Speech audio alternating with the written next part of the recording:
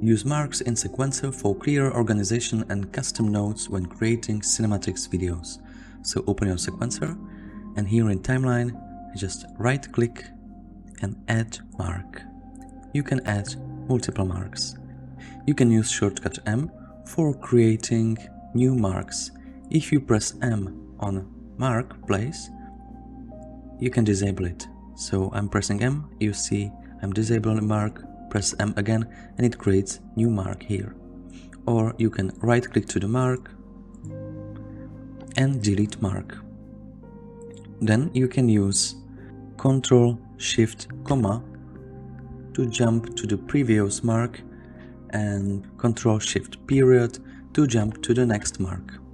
So you can navigate in your marks this way. You can adjust your marks by right click to the mark, and here you can change the color, you can change its name,